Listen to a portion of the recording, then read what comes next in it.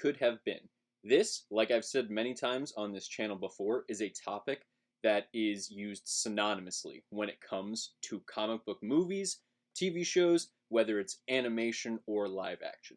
Unfortunately, in the world of comic books, we often get our hopes kind of reached to an all-time high for a potential universe, for a potential sequel, or for a potential season that we just never end up getting. And that's why I'm thinking about starting a new series on this channel when we talk about what could have been. And that actually brings me into the topic of today's video, because today we are talking Avengers, Earth's Mightiest Heroes, Season 3.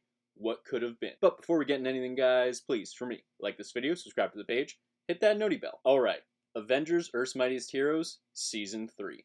Now, we actually know a good amount about what was planned for this season, and that's because one of the writers for the series, Chris Yost, actually released pretty much everything as far as Season 3 episode titles, and also a synopsis for essentially every single episode. And in reading this, obviously you can go on and find a lot of it on Reddit, and there are a couple other sources on Google that will bring you to this page. And now, obviously, if you watched Season 1 and 2, there are storylines that are set up in the actual series. One of which being Surtur. Now, obviously, Surtur is a character that is from Asgard, or at least in that universe of Asgard. He's the one who brings about Ragnarok. And in this universe, he is teased in, I believe it's Season 2, more towards the latter half. It's also in the episode The Ballad of Beta Ray Bill. It covers Surtur being introduced and trying to attack Beta Ray Bill and his people, who he is sworn to protect. Thor, along with Lady Sif and a few other characters, do go off in space to assist him. Now, this isn't the end of Surtur, as by the end of Season 2, we do see the Enchantress, and she ends up being revealed to be working with Surtur. So, if we go by what was released for the concepts for Season 3, we know that Surtur was going to be a major player in this season. And they were going to explore Ragnarok. They had a storyline in which Thor was going to get turned into a frog by Loki. That way he could try to prevent Ragnarok in a way. We were also going to see the Serpent, the one from Midgard, who in a lot of storylines ends up killing Thor, or Thor defeats the Serpent and in doing so perishes himself. Now, I personally don't think they would have gone down the route of Thor perishing, especially because in this slate, this episode happens at about the midway point. So I don't see them killing him off, and obviously, spoiler alert, seeing the rest of the season, we see that Thor is confirmed in some of the synopses for the later episodes. So obviously, Thor was not going to perish in that storyline, but it would have been a really cool thing to see just how they handle that. And again, there are some other things like, in my opinion, this is the greatest adaptation for the Avengers and for pretty much every single Marvel character that we've ever seen, especially in animation. They do every single character to a T perfectly. The only character that I will say, in my opinion, isn't my absolute perfect version of the character is Spider-Man. And that's not to say there's anything wrong with the way they did Spider-Man in this series. I will just forever be praising Spider-Man the Animated Series, the one from 1994. That is always my go-to, and until something comes along and surpasses that version of Spider-Man, that is, to me, what encompasses Spider-Man as a character. But that being said, Spider-Man in this universe is still really cool. It's actually voiced by Drake Bell, who would then go on to voice him in Ultimate Spider-Man, which, say what you will about that series, some people love it, some people despise it. I'm kind of indifferent. I think it had great moments, but I also think that it did a lot of things poorly, one of which being how stupid they made Peter Parker in a lot of ways, him being the butt of a joke, and insulting his intelligence just for a laugh, which didn't make sense because Spider-Man is one of the most intelligent people in Marvel, at least if you're talking surface characters. That being said, going back into Avengers Earth's Mightiest Heroes and the different storylines that we were realistically robbed of, and one of them being Doctor Doom. So in Season 2, we get a look at Doctor Doom, and He is, without a doubt, one of my favorite Marvel characters. One of my favorite superhero comic book characters of all time. And to me, this is one of the only series that does him to absolute perfection. We see him go toe to toe with the Fantastic Four, with the Avengers. We see how strong and capable Doctor Doom is. At one point, he even throws Hulk across his throne room thing and blasts him out a window. It was awesome, it was insane, and it showed us just how much of a threat Doctor Doom is. He wasn't in a ton of this series. I'm almost positive he wasn't in more than 3 or 4 episodes, and 2 of those episodes were just cameo roles. And that being said, he was a standout from this series. And they definitely, in that brief amount of time, showed how capable a character he really is and how much presence he commands. That being said, one of the stories that we were supposed to get in season 3 was going to be a storyline in which Doctor Doom and Tony Stark were sent back in time. Now, there are a couple different concepts I saw online. It was going to be somewhat of a medieval thing, and they were going to need to enlist the help of the Black Knight.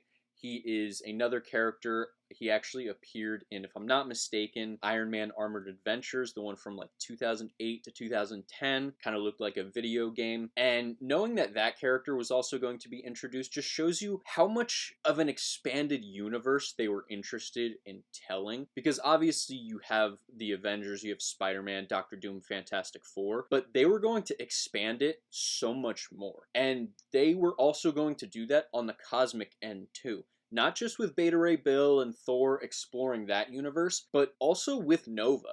They were going to do something with the Nova Corps.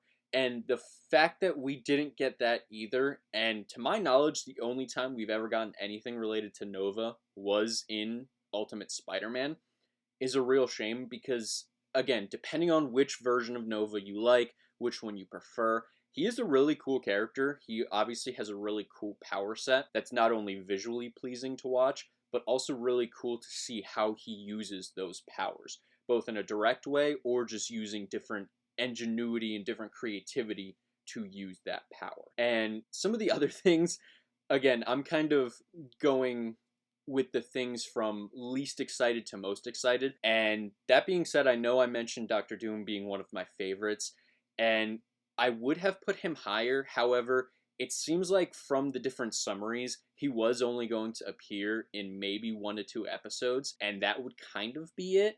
I personally think he would have been set up, if they got a season 4, to be the big bad of season 4 and had a huge role in that, which I think would have been awesome. But since they don't even have any summaries for that because we never even got a season 3, it's really hard to tell. That being said, that's why my excitement for that character and what could have been with that storyline isn't as high.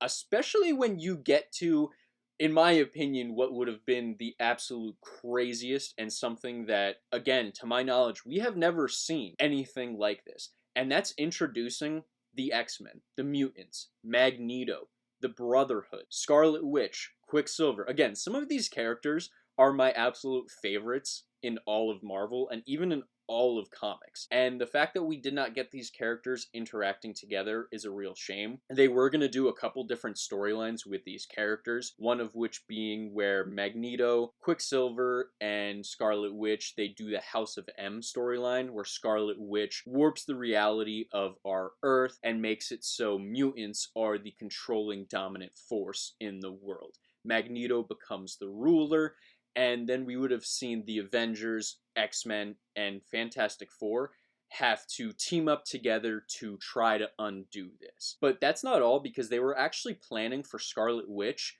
to have a somewhat ambiguous role. And by that, I mean she wasn't going to be a straight-up antagonist. In some storylines, she was. But in other storylines, she was going to be somewhat of an anti-hero or even a hero. There was a storyline in which they were going to make most of the world fall under some sort of nightmare, probably from the villain Nightmare, and it was going to showcase Doctor Strange and Scarlet Witch having to team up together to attempt to rewrite reality, fix things, wake people up, get them out of this living nightmare situation. And again, that would have been such an interesting dynamic to see on screen, to see unfold. And one of the things that I'm most bummed out about is that we didn't ever get that interaction between the X-Men, the Avengers, and them going up against the Brotherhood. That would have been such an interesting contrast. And maybe even if they did something similar to Civil War, where they do have the Mutant Registration Act, where they do have maybe even the Avengers versus the X-Men. Now, would this have happened in this season? Potentially, but also potentially not. It could have been set up as a season 4 type of thing. But that brings me to what they had planned for the finale and why I say it could have been an Avengers versus X-Men type of storyline. And they were planning for the Phoenix Force to be brought in. Now, as we know, the Phoenix Force is something that consumes Jean Grey or kind of goes inside her, coincides inside of her, or is already in her and just has mental blocks set up by Professor Xavier. Again, it depends on which story that you're reading or which story that you're watching on how they exactly handled the Phoenix. But the Phoenix Force was going to be something that was coming to Earth, very likely to be consuming Jean Grey, and it would have shown her not be able to control this power, and it would have been Magneto obtaining control of the Phoenix Force and becoming the Dark Phoenix Force, and him, Quicksilver, Scarlet Witch, waging war on the rest of the world. But I think this could have also led to an Avengers versus X-Men type of story, at least in the beginning parts. It was going to be a 4-part episode series, which again would have been awesome. And I think, in my opinion, the first episode would have likely been an Avengers versus X-Men type of story,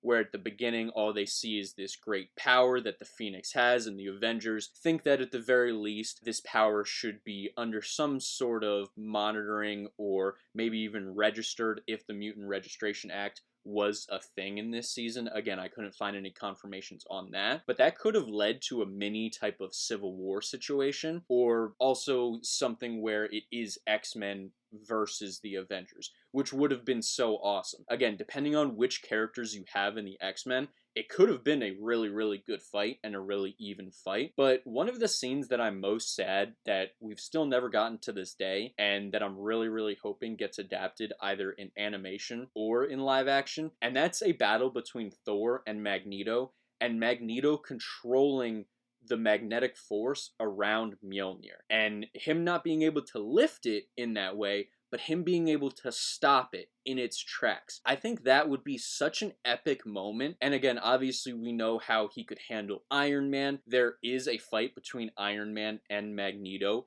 in Iron Man Armored Adventures. The way they handle it is actually really cool, and how they have Iron Man going up against him, because his suit isn't made from a type of metal with magnetism. And again, I forget exactly how they explain it, but basically Magneto can only control War Machine's armor, so that leaves at least a chance for how Iron Man can defeat Magneto, or at least go up against him. Obviously, we know Captain America would have an issue, especially using that shield, but just knowing that we had all these storylines that were planned and just scrapped because Disney took over and they wanted this more through-line storyline between Ultimate Spider-Man and what then became Avengers Earth's Mightiest Heroes is a real shame, because, again, no shade to Avengers Assemble, it's okay.